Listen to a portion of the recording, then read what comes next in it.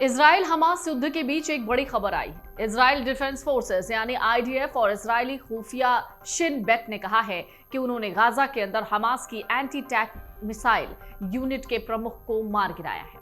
IDF ने यह दावा किया कि एंटी टैंक मिसाइल यूनिट के प्रमुख को मार दिया गया है। एक संयुक्त बयान में कहा गया है कि मोहम्मद अतजर एक हवाई हमले में मारा गया। गाजा पट्टी में हमास की विभिन्न ब्रिगेडों में सभी एंटी टैंक प्रणालियों के लिए अतजर जिम्मेदार था। बयान में यह भी कहा गया कि वो नियमित आधार पर यूनिट की देखरेख कर रहा था और उसमें इमरजेंसी सिस्टम को एक्टिवेट करने में मदद भी की थी। शिन बेट ने इसकी पहचान की है। दरअसल शिन बेट के निर्देशों के बाद आईडीएफ अतजर की पहचान करने और उसे ढेर करने में कामयाब हुई। शिन बेट की तरफ से जारी बयान में कहा गया कि टैंक रोधी प्रणाली की उनकी कमान के दौरान इस्राएली नागरिकों और आईडीएफ बलों के खिलाफ कई हमले किए गए। शिन बेट का कहना है कि जिस समय वो यूनिट को कमान कर रहा था, उसने इस्राएली नागरिकों और आईडीएफ बलों के खिलाफ कई टैंक रोधी मिसाइल हमले किए। हमास ने बुधवार को कहा कि इस्राएल ने लगातार दूसरे दिन गाजा में रिहायशी इमारतों में बने शरणार्थी शिविरों पर हमले किए, जिससे कई लोग घायल हुए हैं। इसके साथ ही एक कमांडर भी ढेर हुआ है। इससे पहले गाजा में जबालिया शरणार्थी शिविर पर हवाई हमले हुए।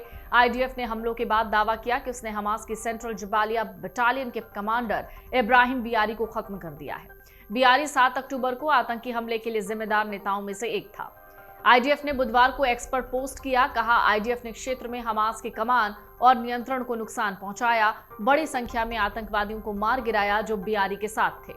इसके अलावा हमले के बाद भूमिगत यानी अंडरग्राउंड आतंकवादी बुनियादी ढांचे ध्वस्त हो गए हैं। इस्राएल के 326 सैनिकों की मौत। दूसरी ओर हमास नियंत्रित क्षेत्र में सेना के चल रहे जमीनी हमले के बीच गाजा पट्टी में आईडीएफ को भी नुकसान हुआ है।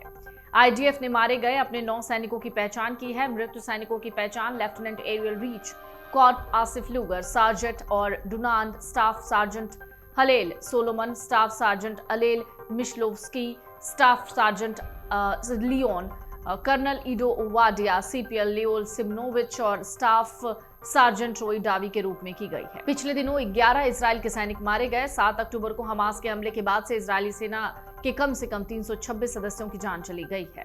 इसी बीच खबर यह भी है कि हमास अस्पतालों से फ्यूल चुरा रहा है। हमास गाजा के अस्पतालों से फ्यूल चुरा रहा है। इजराइल ने इससे जुड़े सबूत होने की बात कही है।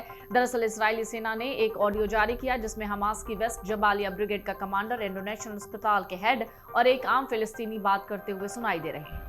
इस ऑडियो में 3 लोगों में बातचीत चल रही है। अस्पताल से हमास के फ्यूल लेने की बात जुड़ी हुई है। इस दौरान फिलिस्तीनी हमास लड़ाकों से पहले मरीजों के लिए फ्यूल भरने की अपील करता था।